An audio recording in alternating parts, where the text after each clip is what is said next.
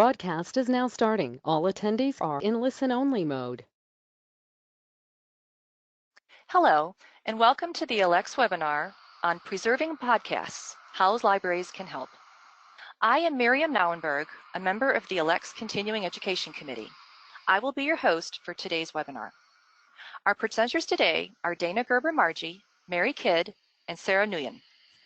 Dana Gerber-Margie listens to podcasts while living in Madison, Wisconsin. She earned her Master's in Library and Information Studies at UW in Madison and has worked as an AV archivist for WILS and the Wisconsin Historical Society. She is the co-founder and co-editor of the Bellow Collective, a publication about podcasts and storytelling. Mary Kidd is an archivist and illustrator. By day, she works for New York Public Library's Special Collections Division. She has worked on audiovisual preservation projects for New York Public Radio, the Magic Shop Recording Studio, and the XFR Collective, a nonprofit organization that transfers at-risk media off magnetic tapes to digital format for individuals and groups with limited means. She enjoys creative drawings, zines, GIFs, and other artful tidbits to make archiving and the technology that supports it accessible, approachable, and fun for everyone. Sarah Nguyen is the project coordinator of Preserve This Podcast. She is an advocate for open, accessible, and secure technologies through 2 gigs during her studies as an MLIS candidate at the University of Washington iSchool, as assistant research scientist for NYU Libraries, and as an archivist for the Dance Heritage Coalition. Offline, she can be found riding a Cannondale mountain bike or practicing movement through dance. Dana, Mary, and Sarah bring considerable experience to today's topic, and we're fortunate to have them with us today. A few logistics for today's presentation. All attendees are muted to prevent background noise, and we do not have interactive chat capabilities. You may, however, comment on today's presentation using Twitter. The hashtag is ALCTSCE. We do not monitor the Twitter feed, so if you have questions during the presentation, please type them into the question box on your screen. We will have time for questions after the presentation. This webinar is being recorded. You will receive an email with links to the recording and the presentation slides shortly after the presentation concludes. And now, here is Mary. There will be a slight delay while we change presenters. Hi, everyone. Can you hear me all right? You can chat yes, if so. Okay. So just wanted to welcome you all to today's presentation, which is called Listen Up, How Libraries Can Help Podcasters Face the Challenges of Preservation.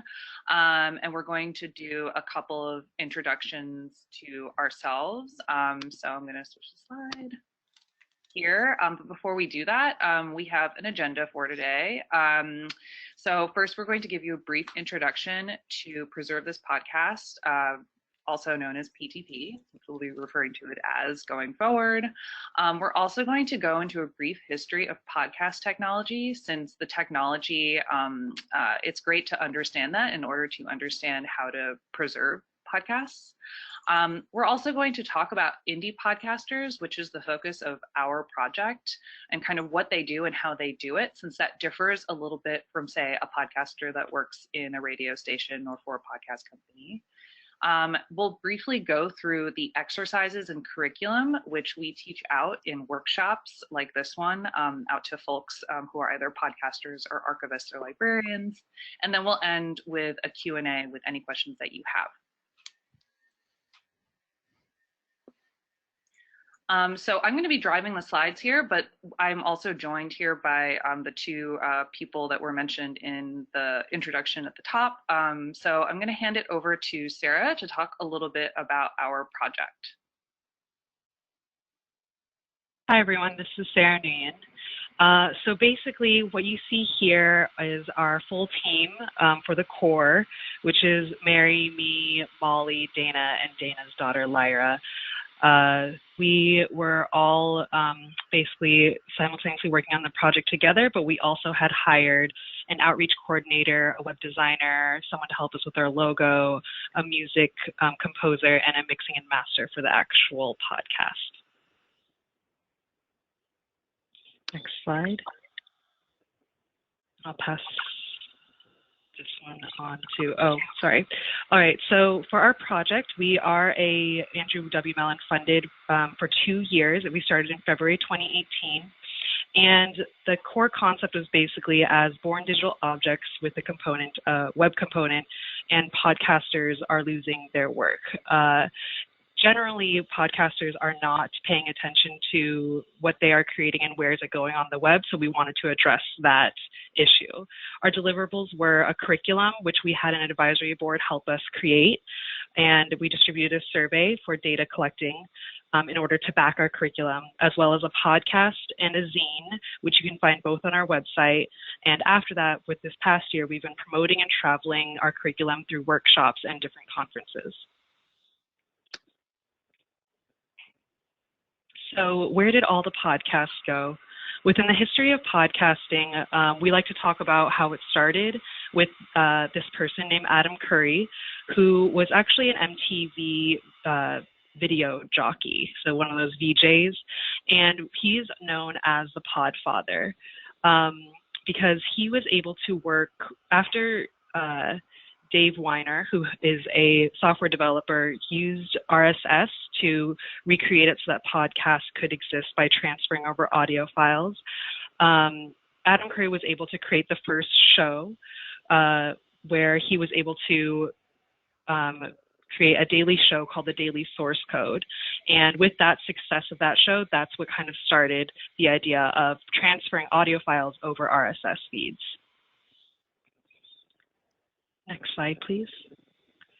So within his Adam Curry's show, The Daily Source Code, he actually did a post online to see if any of his listeners had access to any of his old shows because he had lost all of his podcast shows. He wasn't saving any of his files locally.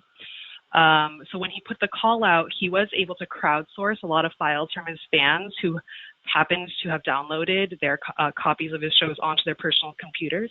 And luckily, he was able to get an entire archive. But this is not realistic in the long run with many of the podcasters that are creating their shows now. So we would like to make sure that any of the indie podcasters and those who are not with a larger network are able to save their works for the future. Next slide, please. So here's a sample of one of the studies that we did on top of the survey where the Internet Archive, which I hope many of you know already, they would do web archives. So they have this collection called the 2005 Podcast Core Sample, 2005 because that's when podcasting had first started. And we also have a picture here of Jason Scott, who actually started this sample collection. He's a rogue archivist, and he created an online script that he calls the Podsucker, which basically downloads all files and metadata for every podcast in existence since 2005. He turns this on and off occasionally just because it does take a lot of processing power.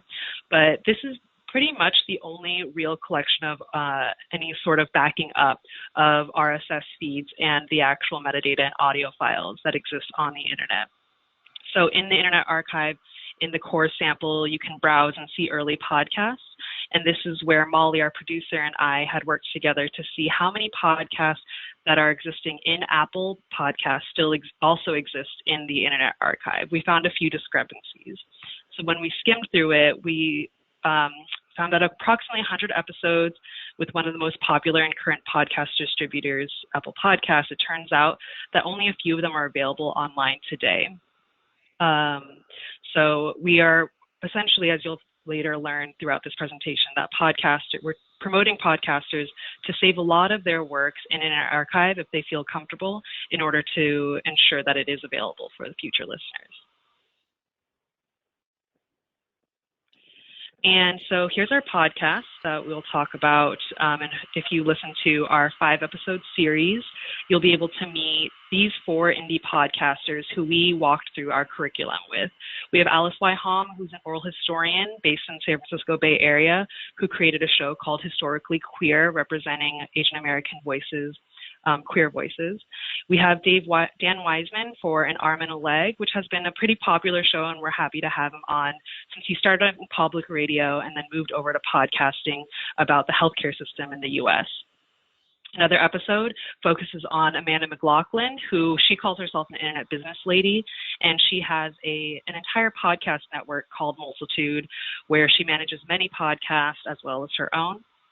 And then one of our last episodes is highlighting Caitlin Bailey, who has a show called Oldest Profession, highlighting the voices of sex workers in the U.S. and how they are dealing with things like Sesta Fosta. So you can see there's a wide range of topics, and we found that the importance of this work was because we want to be able to save these types of voices from indie podcasters like Alice, like Dan, like Amanda, like Caitlin, as they create their works and put all their hard work into their podcasts.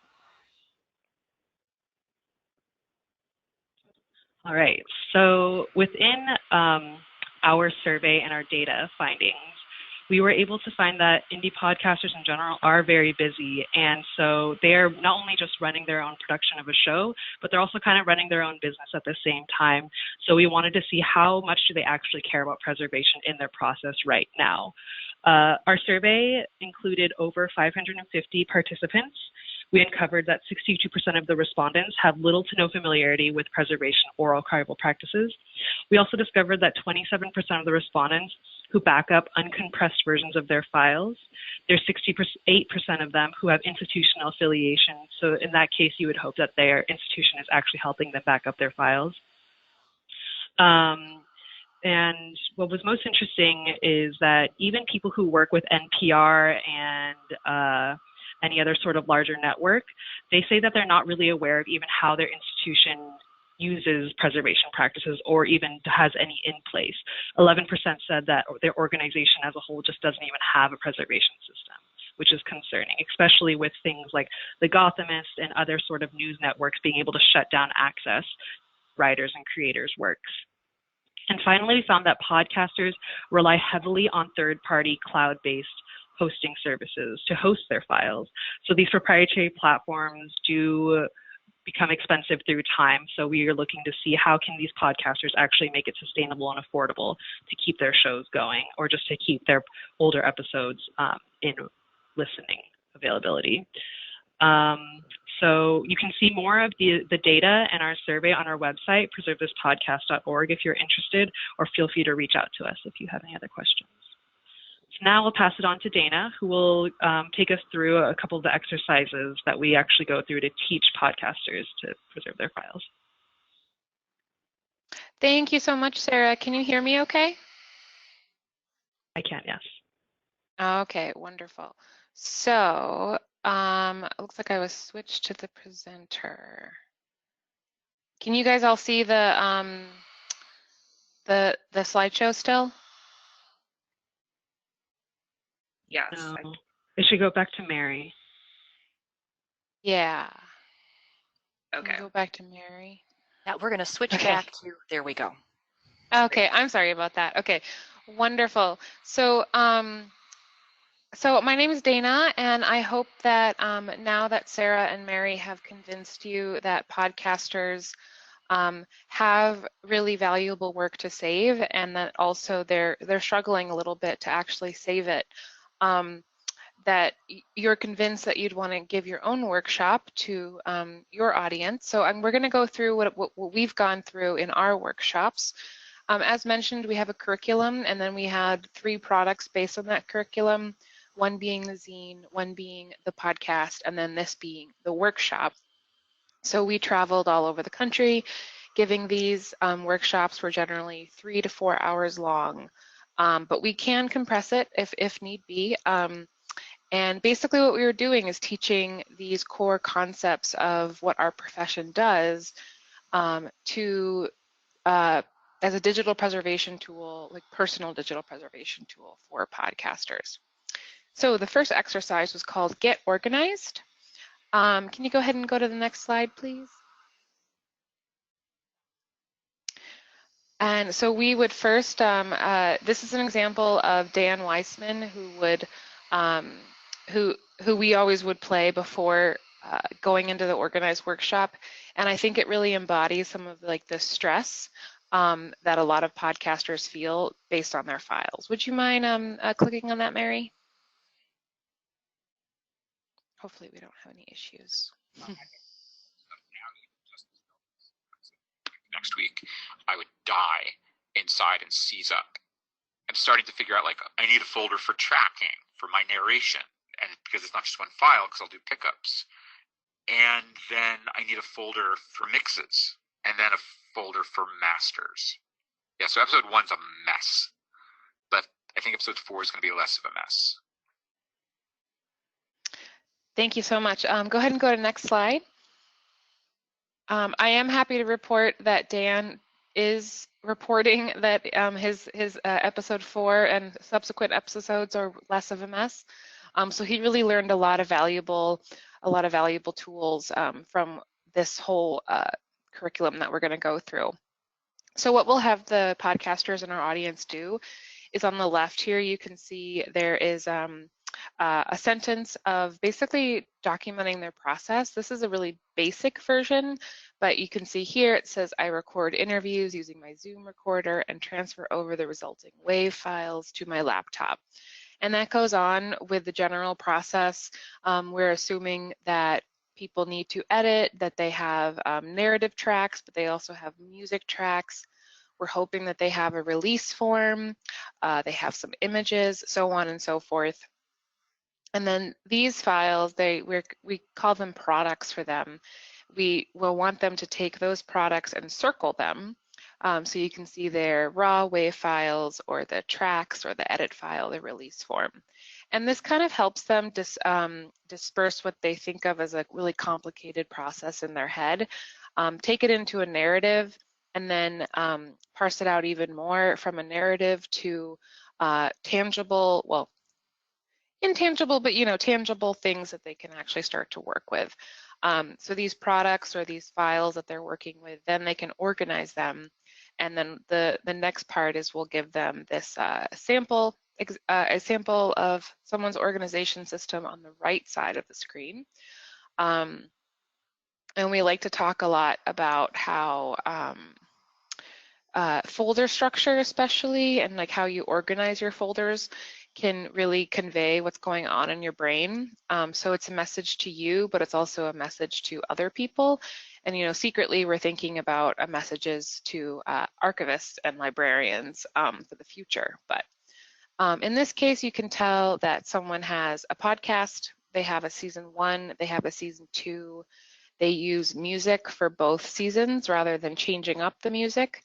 And then we also like to focus on how once you have the raw interview file, or once you have the products like raw interview files, you can create folders for those different products and then keep kind of tabs on what you are creating.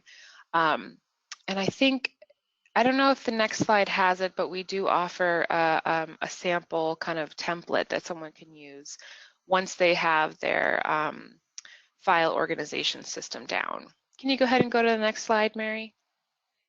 Okay, well, we don't have the image, but we will have it on our website. So the next exercise we go through is talking about backups. The first one's kind of the foundational organization system. The second one is once you have your files organized, hopefully you also you're starting to back them up. I do want to note that all of these images were illustrated by Mary, so including this important and unique .wave with a coffee cup going over the laptop, which is one of my favorites. Next slide, please. And we'll go ahead and play this one. I have a cloud backup and a local backup, but that is about all. I am interested in this kind of stuff, and whenever I read articles about how digital copies are not forever and hard drives degrade every time you write or read them, I get a little bead of sweat on the back of my neck, but it's not a thing that we have put a lot of effort into, I think mostly because there's no best practice yet. Next slide, please. I have a So one thing, actually, I'll get to this part in a second, but one thing we like to note about Amanda's WAV file that we just played is at the end she said that there's no best practices yet, but one thing that we like to focus on when we have the podcasters in the room with us at that workshop is actually there are best practices and they're learning them right now. And I think that kind of helps them feel empowered, that especially the best practices aren't there's, you know, good, better, best. That there's like the upper tier of what you could do for someone like Amanda who works at a big at a company that she owns, or there's things that you can do that are just like get you on the way there. So this next part is, we won't go through it today, I don't think, because we don't have time, but you'll see this URL at the top is preservethispodcast.org/adventure. This is actually a choose your own adventure game that we'll go through with the attendees, and then anyone can do it on their own. So please feel free to take this URL and you could even start playing it right now. But what it's trying to do in a really kind of fun, folksy way is we're trying to tell a story about your hard work, you're working on your podcast, and your hard drive fails because of a coffee spill, as you saw in that one other image of the coffee spill on the laptop. And depending on your backup system, the outcome of that coffee spill, whether it's a happy one or a sad one.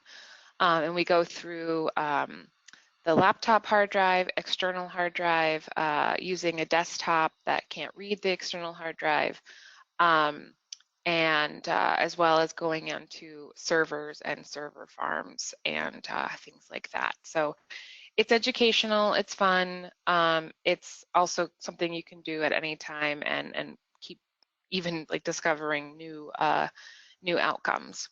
Next slide, please. So this is the best practice that we'll offer to the podcasters who are in our audience. We recommend having at least 3 copies of your files and storing them on at least 2 separate devices, and then storing 1 copy far from where you live. Generally, our podcasters are only using Google Drive or something like Box, as you saw from the survey data. They might, and then obviously they might have whatever stored on their local computer. We do have a pretty good turnout with people doing backups semi-regularly, but as in like maybe every year on external hard drives, but we have had a lot of people unaware of the unreliability of external hard drives, needing to migrate every 5 years or less, and those kind of concerns that can come up with actually maintaining digital preservation. So this is an example of, we provide 3-2-1 as kind of a way to move forward, but not prescriptive of whether you should be using a flash drive or an external hard drive or Google Drive, but rather just kind of bigger abstract ideas. Can you go to the next slide, please, Mary? Okay, are you taking this on, Mary? Sorry. I believe so. Okay. Yes. So thanks, Dana. So this is Mary back again. So I'm going to talk about metadata, which is kind of what we like to sort of end our workshops learning about and thinking about. And so first I'm going to play you a clip and then tell you a little bit about the person that just talked. Is there anything else that you can kind of tell about this file just by looking at elements on the screen or anything else? Because it's an MP3 and also because it has a little music symbol floating above it, I know it to be an audio file, and then the device provides me some information. So I know that it was created and modified and last opened all on the same date, so it is not an edited file. It was recorded and modified and updated to September 27th, 2018. I know that it is either 57 minutes or 57 seconds long. It tells me a sample rate, even though I don't know what that means. Let's see. And I know how big it is in terms of like memory. So it's 1.4 MBs. Okay, so you just heard from Caitlin Bailey. She is the producer of the Oldest Profession podcast. And this is a recording of me sitting in her apartment in front of a laptop. And what we've just done is look at a file on the desktop. And if you're on a Mac, if you control click on a file, or if you're on a Windows machine, if you right click and select properties, you can see bits of information about a file. So basically Caitlin is sitting there and kind of reading back to me what it is she is seeing when she right clicks on this file. And she's kind of the perfect sort of person to be doing this exercise with, because at the get-go, she was kind of like, hey, I don't know anything about metadata. I don't even know what metadata means. And the kind of point of me sitting there and kind of guiding her through this is that, you know, a lot of people don't know what metadata means, but they often interact with it, right? So metadata is kind of everywhere, and it's what we do tell people about what metadata is basically sort of any information that tells you about a file. And that's something that makes sense to podcasters because podcasters primarily are working with digital files. We also provide a metaphor for metadata, and the metaphor talks about how metadata is like a box that you send in the mail, right? And so you go to the post office, you give them a box with something inside of it, and then you stick things onto the surface in specific places. And because you're sticking those things into certain places, the post person handling the box knows where to look and knows where it's going, knows that it's fragile. And kind of the same with metadata, we tell podcasters that metadata is also sort of specifically placed in the bit stream of a file. So computers and even humans interfacing with files know where to look when they want to know about a file. So the little labels that you're seeing now appear on this cube are sort of metadata fields specific to MP3s. So another thing that we teach podcasters about is this idea that you have different types of metadata for different kinds of files, right? So a WAV file may store metadata in a different part of their bitstream versus an MP3 has these sort of metadata fields called ID3 tags, which stands for Identify MP3. So these labels that you see are specific to ID3 tags. And if you, go and do a search for ID3 tags, there's a Wikipedia article that you can read about all the different tags to do with MP3s. But you see here, you have things like the episode title, the podcast title of the year, the host, et cetera, et cetera. And you see down at the bottom of that cube is transcript ... Another thing that we tell podcasters is that not all kinds of metadata can live within the file. So transcript will often live sort of along the side of the file. Like you'll put a transcript maybe in a Google Doc or in a Word doc, and then you'll store that file in the same folder as your MP3 file. So that's just kind of how we approach metadata with podcasters who often, have never really thought about what is metadata or why is it helpful. So this is how we kind of approach that with them to make it easy for them to understand. We also emphasize this idea, metadata starts with the letter M. So we always think of more metadata is always good. And that's because the more metadata that you attach to a file or embed in a file, the more other systems can interface with it in cool and great ways. So one of the examples that we give is Google, for example, is now indexing podcasts. So if you do a search in Google and it hits your podcast may come up as a result in Google, which is a big deal because Google's huge and is the #1 search browser that people use. Another thing that we like to talk to podcasters about to do with metadata is this idea that there's sort of metadata that you control, right? So if you're working on your workstation, you're a podcaster, and you're embedding your ID3 tags into your MP3 files on your computer, that can change when it crosses this sort of line. And that's when a podcaster, what they usually do is they pay a monthly fee and pay a podcast host to host their files on the web. And these podcast hosts often provide a suite of services, including things like data analytics, and they also, create RSS feeds for them and so forth. But what we like to tell them is that once you upload your file onto the web, onto a platform, the host, the platform can kind of do what they will with your metadata, right? So they can change it, they can manipulate it to kind of suit how it is they want your podcast to sort of appear on the web.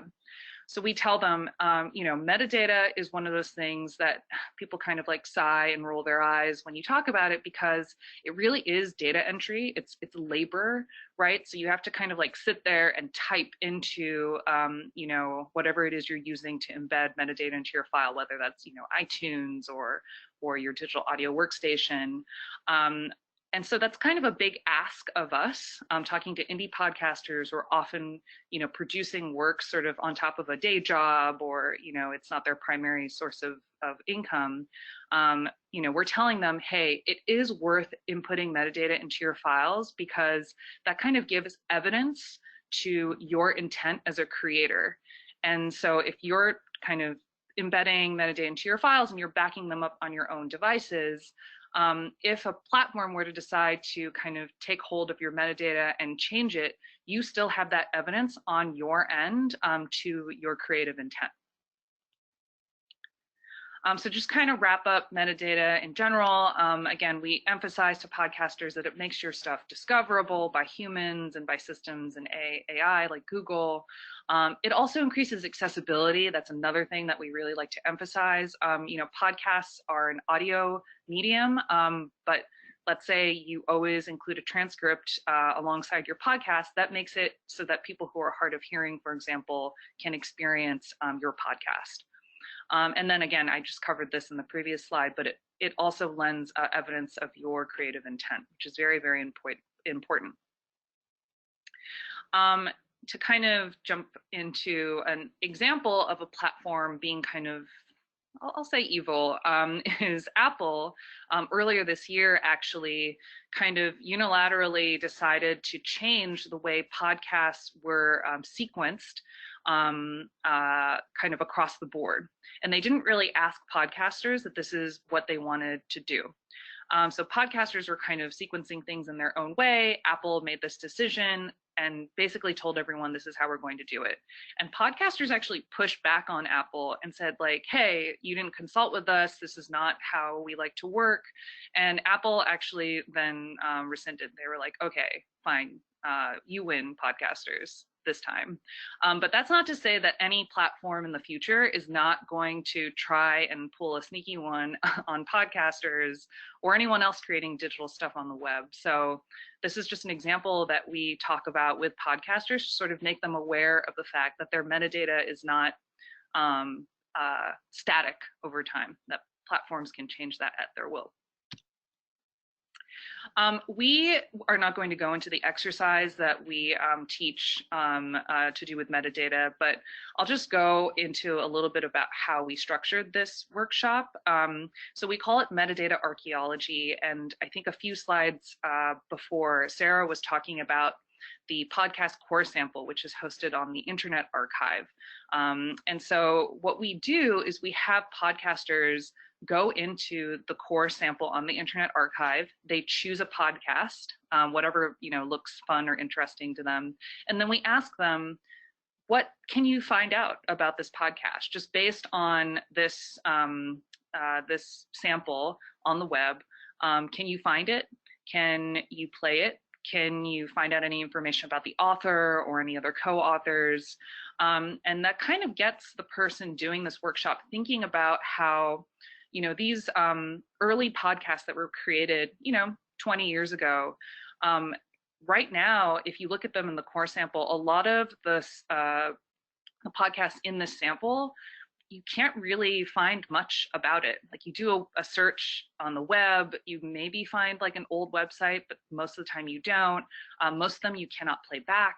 Most of them, you can't even see a thumbnail image to do with it. So it kind of gets them thinking about how podcast metadata can kind of fade over time. And at the end of the workshop, of this segment of the workshop, you kind of get people thinking like, hey, like, yeah, if I append more metadata to my podcast, maybe 20 years in the future when someone else is doing this archaeology web workshop on my podcast, they might be able to find out more.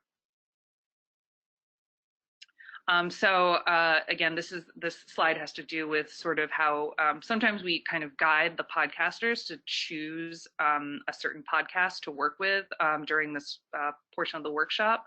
So these are just some examples if you wanted to go ahead and look for these podcasts and see what you can find out about them.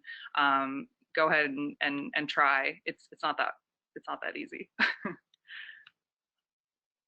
Okay, so we're going to slide on into the next and last section to do with RSS. Where will all the podcasts go?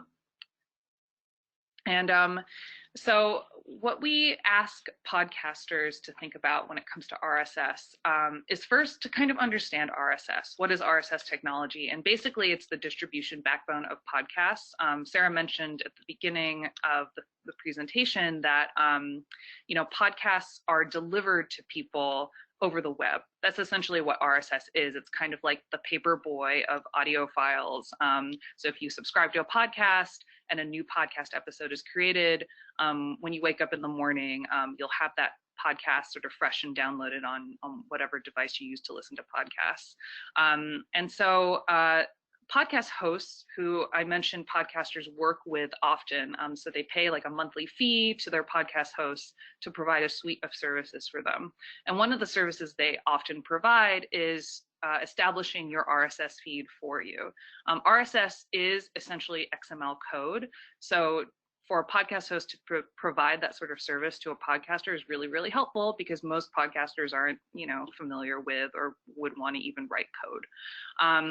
But on top of the other services that podcast hosts provide, some of them offer what we call a 301 redirect service. Not all podcast hosts provide this, but some of them do. So we encourage podcasters to ask their hosts if they provide this service. And essentially what the service does is if you were to decide, okay, I'm done making my podcast. I, produced all the episodes that I've ever wanted to produce, and now I want to move my podcast to the Internet Archive, or I want to move it to somewhere else on the web, and I don't want to continue paying my current host. Some hosts will offer this sort of forwarding service to the new location of your podcast. And that's super important because if you decide to move and your host doesn't provide this forwarding service, then people referencing your old podcast location will get lost on the web. They won't know where to find your podcast. So if a podcast host offers this service, that should be kind of like ding ding, like this is a good host. This is one of the reasons why you should choose a host is if they offer this service, because all podcasts, no matter what, are probably going to move or change over time. Another thing that we encourage podcasters to consider and ask their podcast hosts is how long will they host your files? Do they have some sort of audio file retention? And that's really important because, again, a lot of these people are paying these hosts month to month or yearly. And let's say one day the credit card that you use to pay your podcast host expires, or you lose your job and you actually don't have the financial means to pay your podcast host anymore. You want to know whether or not your podcast host is going to up and just delete your files the day that your credit card rejects them. And that's something that you want to ask because a lot of hosts have sort of different schedules. So some hosts, they'll delete files every quarter. Some may not even delete them. Some may be very immediate about it. It's just really good to know this because life happens and podcasters are, human beings who have jobs, or sometimes they lose their jobs. And so that's just something to consider when you're considering a host. So another thing that we encourage people to at least look into is to financially future-proof your RSS by hosting it somewhere for free. There are a myriad ways to go about this. There isn't kind of like a sure way to do this, but this is something that we, our team, the Preserve This Podcast team, has to do for our own podcast. And that's because we are grant funded. So our grant funding started in January of 2018, and it's up in January 2020. And so we will not have the funds to pay our own podcast host. So what we are doing is we are hosting our files on the Internet Archive, and then we're hosting our web site on GitHub pages. And we're documenting this, and we're going to make that documentation available to people to peruse and maybe implement. But this is kind of the biggest technical lift, I would say, for a podcaster to take at this time. It requires, knowing that the Internet Archive exists. It requires knowing about, RSS code and a little bit about GitHub. And that's a lot to ask of an indie podcaster. But, we're kind of starting the conversation on our project's end. We're hoping that in producing this documentation, we can kind of, get more people thinking about this and maybe thinking of their own way of doing this. But that's something that we're considering and documenting and making available for people to look at. The last thing that we encourage podcasters to do is submit their podcast RSS feed to Podcast RE, also pronounced podcaster. So that's podcaster.org. This site is hosted by the University of Wisconsin-Madison, and this essentially is a place where that archives RSS information as well as podcast audio files. The thing to note about this service is that because it's hosted by a university and a lot of podcasts are still kind of like up and running, you can't just kind of go into this archive and listen to every single podcast that has been submitted to Podcaster. And that's because there's, copyright issues. And so you have to actually be a researcher and have sort of like a research intent in order to use this information on this site. So it's something, again, it's kind of like you could incorporate this into a 3-2-1 backup, for example, but this is something that we mention to people exists. It's a great idea, but I think, it's not the be all end all of making sure that your RSS feed and podcast survives the end of time. So this brings us to one of our end slides. So we have a number of resources to offer you. We've mentioned a few times that we have a website, preservethispodcast.org. Highly recommend that you visit that when you can. And again, that has our survey results that we conducted a year ago. We're actually doing a follow-up survey to our survey.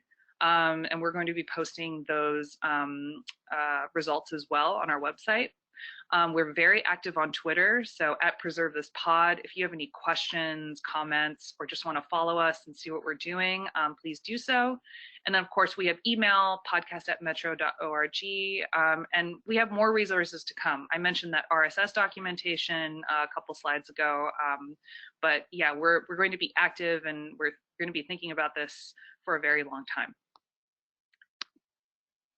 So that brings us to the very last slide, where it's to say thank you for listening to us, and we will be taking questions for at least the last 15 minutes.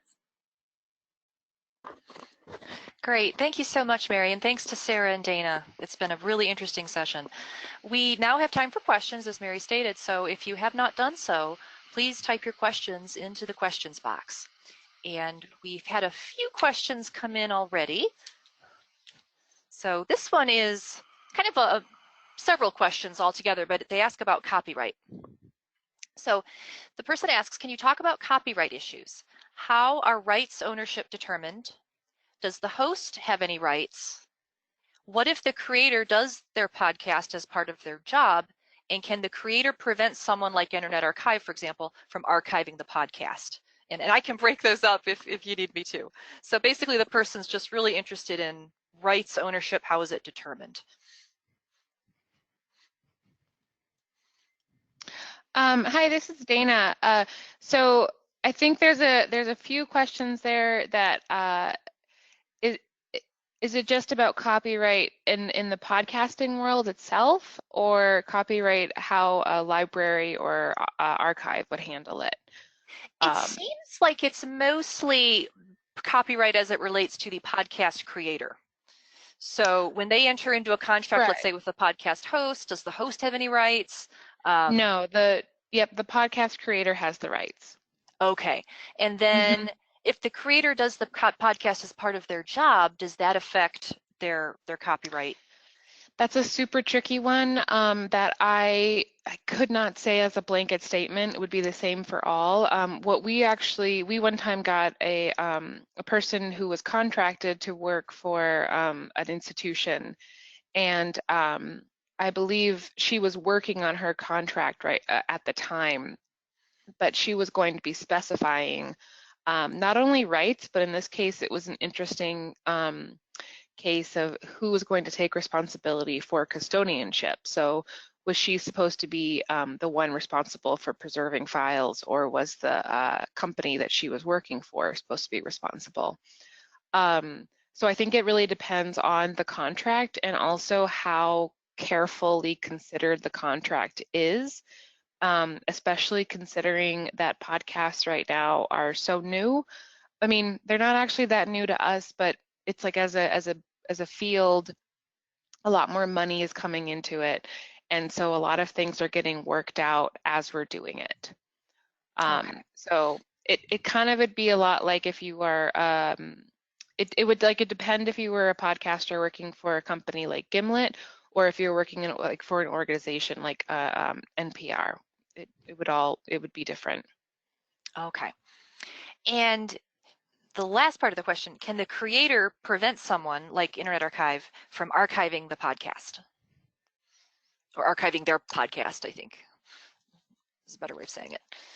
I don't think there have been any examples so far of that being a fight.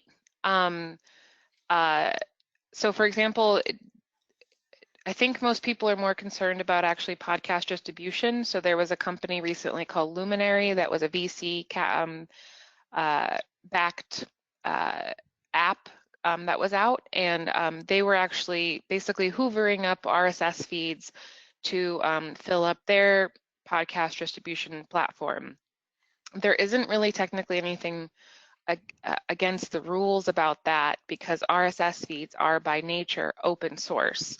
So they're kind of there to be collected by the internet, and that's also why why podcasts can look so ubiquitous, is that they're all over lots of different distribution sites, but they're all using the same single host. So I haven't come across a case yet of a podcaster, for example, being like putting up a fuss about Internet Archive or a library or a podcaster, for example, taking in their RSS feed. And I think that's something that we're working on now, and that I'm hoping libraries and archives will start to really consider. Also, Mary had mentioned the podcaster being in a university. You can only listen to the podcasts basically if you have like an academic use. So that's falling back on fair use and copyright. Okay, thank you. And then this next question, Dana, I think you touched on this in your parts, but the question is, what cloud-based platform do you recommend for backing up a podcast? Yeah, so we don't necessarily actually really, we're trying not to be prescriptive and to recommend specific things. We do personally use Internet Archive for our podcast, and we also have submitted our RSS feed to Podcaster. And then in our own we had an archiving ourselves narrative. We have shared files with each other as a team. And I have some files on Microsoft OneDrive, and then I think other people have files on Google Drive. So we're all kind of dispersing our content on purpose, basically using locks. Lots of copies keep stuff safe. Great. And in your experience, here's a question. In your experience, what is the biggest technological / preservation challenge for beginning podcasters? So I guess maybe a question that's come up from folks who are just maybe getting into podcasting that they weren't aware of, or that they had lots of questions about. I'll answer that. This is Mary. I find that with any sort of community-based archiving projects that are targeting like really anyone who is either, found themselves accidentally archiving stuff or having to do any sort of preservation without sort of the, whatever the master's degree or the technical skills to do it. It's really just like convincing them that their stuff, one, is important to save, but also that digital preservation exists because it's addressing a real problem of, the fact that digital stuff doesn't last forever. I think kind of that's the first step to take, is to kind of understand that digital stuff doesn't last forever, because I think there is sort of this false conception that it does, that things are in the cloud, that Google's going to survive the end of time, that these companies will always be viable and funded, and that I think is the first big leap that people have to take in order to kind of then come to the light. Thank you very much. Thank you. And it looks like we have time for, oh yeah, go ahead, please. I was just going to say that I completely agree with that, that her answer, that often it's a matter of convincing, and then that often they're overwhelmed once we've kind of blown their minds with the fragility of digital content.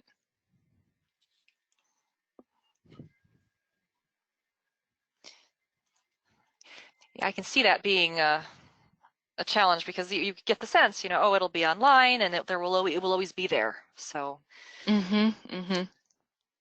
Okay, we've got time for one more question. So I think this one, Mary, I know you spoke about metadata. This question relates to that. At a minimum, what metadata should a podcaster add to their work? Yeah, that's a great question that we've gotten a few times at the workshops that we've taught. Again, it really, really depends on how much time the podcaster has, right? So I mentioned before that metadata is time, it's work, it's labor, it's data entry. That said, there are kind of sort of, I guess, the kind of no-brainer fields, I guess, if that makes sense. So there's, the show title and the episode title and sequence and the name of the creator and, those sorts of things, I think, are kind of at minimum the best. But, we don't really advocate for sort of best practices. It's kind of like what you have time to do. Like if you had time to go back to all your podcast files and add things like, extensive show notes, or do a transcription for each and every podcast file, a transcription file for each and every podcast file would be amazing, right? Because then people can really dig deep into your content and know when things were said by whom and when. But a transcription, again, transcript software costs money. Transcript correction is another form of labor that takes a long, long time. So we really try not to kind of like say, oh, this is the best or the minimum, or, it's really what you have time to do on your time. Right. Oh, thank you all. That is all the questions we had for this session. So we were able to cover all of them. So the presenters will not have to answer anything afterward. Thank you all so very much for this session. I learned a great deal, and I'm sure that our attendees have as well. So thank you all. Great. Thank you.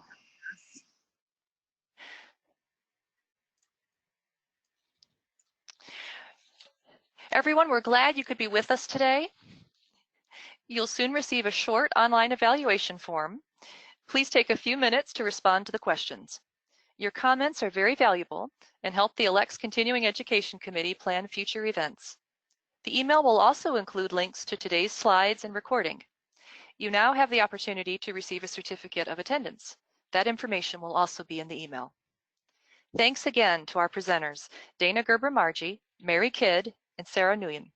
Thanks also to members of the Continuing Education Committee, Wanda Jazieri and Tiffany Henry, and to Alana Warren from the ALCTS office. The support they provide makes it possible for us to present these webinars. ALCTS has other continuing education events coming up.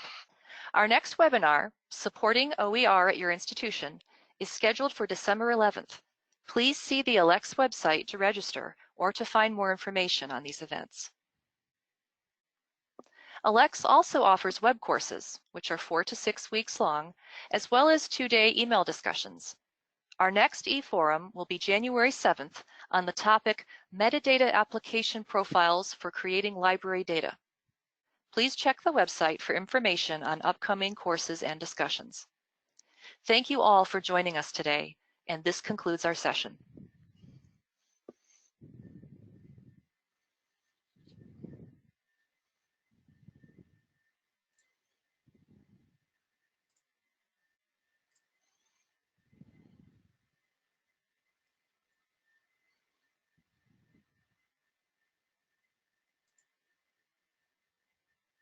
Okay, everybody's